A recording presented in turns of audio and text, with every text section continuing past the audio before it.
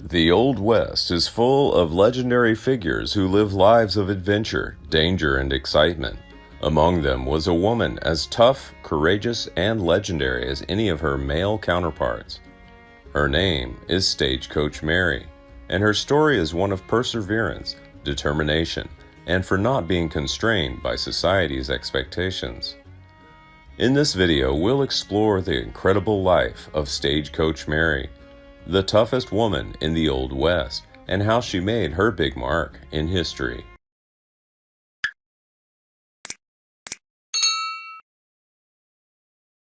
Mary Fields, also known as Stagecoach Mary and Black Mary, was a legendary American mail carrier and a pioneer woman of her time. She was the first African American woman to be hired as a line mail carrier, paving the way for future generations of women and people of color. Fields has a star route contract to deliver mail from Cascade, Montana to St. Peter's Mission. For two four-year contracts from 1895 to 1899 and 1899 to 1903, she bravely drove this route despite the challenges and difficulties she faced.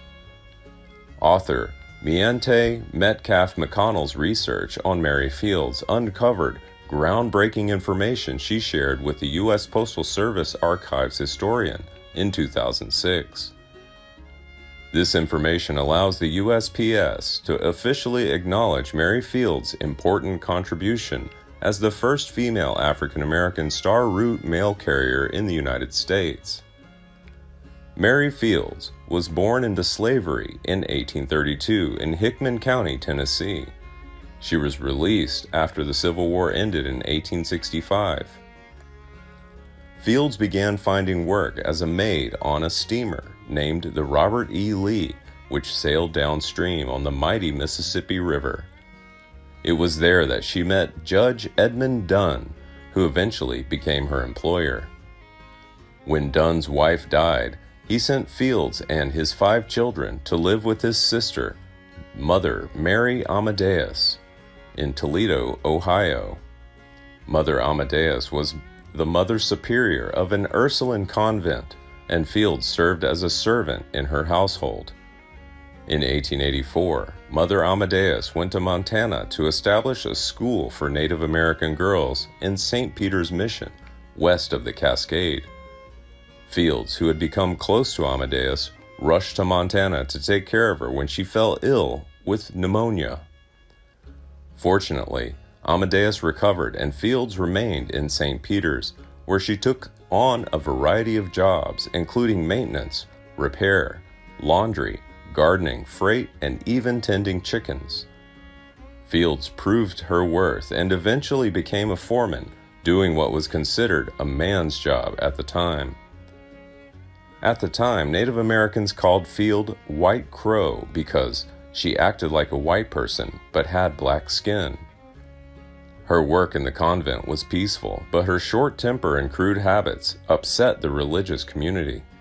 After many complaints and culminating in a gunfight with a male subordinate, the bishop banned her from entering the convent in 1894. Later, Fields got upset and moved to Cascade, where she opened her own pub, but her profits dwindled because she allowed the needy to dine for free. After 10 months, the pub closed due to insufficient maintenance funds. It is unfortunate that Fields faces discrimination and intolerance despite her significant contributions to society. Mary Fields was born into a very difficult slavery in Hickman County, Tennessee, so she has a resilient spirit that lasts a lifetime. At the age of 60, she got a job as a star route transporter, working for a mail company that delivered in extreme weather and terrain by carriage. She enlisted the help of nearby Ursuline nuns, who recognized her skill and dedication. This made Mary the first African American woman to work for the United States Postal Service. Mary is always prepared for any challenge that comes her way. She carries several guns, including a .38 Smith & Wesson, to protect herself and the postman from wolves, thieves, and bandits. Crossing endless paths with her trusty horse and mule named Moses, she never misses a day and is known for her unwavering reliability. It was this dependability that earned her the legendary nickname Stagecoach Mary. At work, Mary is known to be resourceful and resilient, never letting obstacles stand in her way. On days when heavy snow makes delivery by carriage impossible, she will go snowshoe and carry envelopes on her shoulders, determined to get the job done. Mary Fields' job as Star Route Carrier is a unique one, as she is not an employee of the United States Postal Service. USPS does not hire or contract with mail carriers for star routes, but instead awards route contracts to the lowest qualified bid proposers. To be considered for a pathway, individuals must go through a rigorous application process and demonstrate their ability to fund their pathway by posting bonds and guarantees to underwriters. Once awarded the contract, the contractor can drive the route himself, sublease it, or hire an experienced driver. This system allows several individuals to receive multiple star route contracts and run their operations like a business. Mary Fields is an extraordinary woman who earns the respect and admiration of her community in Cascade, Montana. Her fame is so great that the town closes schools to celebrate her birthday every year. When Montana passed a law banning women from entering saloons, the mayor of Cascade granted her an exemption. After many years of working as a star route carrier, Fields retired in 1903 at the age of 71. The townspeople's adoration for Fields was evident when her home was surrounded by situations. Volunteers rebuilt it after it caught fire in 1912. Mary Fields continued to babysit many of the Cascade children.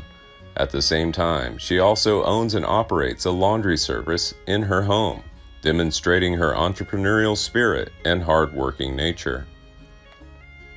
Mary Fields died in 1914 of liver failure at the Columbus Hospital in Great Falls. Her death was mourned by many, and her funeral was one of the largest the town had ever witnessed. The people came together to honor her legacy at her final resting place, which is marked by a modest wooden cross at Hillside Cemetery in the Cascade. In her youth, Mary Field gained a reputation as a heavy drinker, a notorious brawler, and a cigar aficionado. At 6 feet tall, she is a burly woman who attracts attention wherever she goes. In historical records, despite her extravagant personality, Mary was never married to anyone.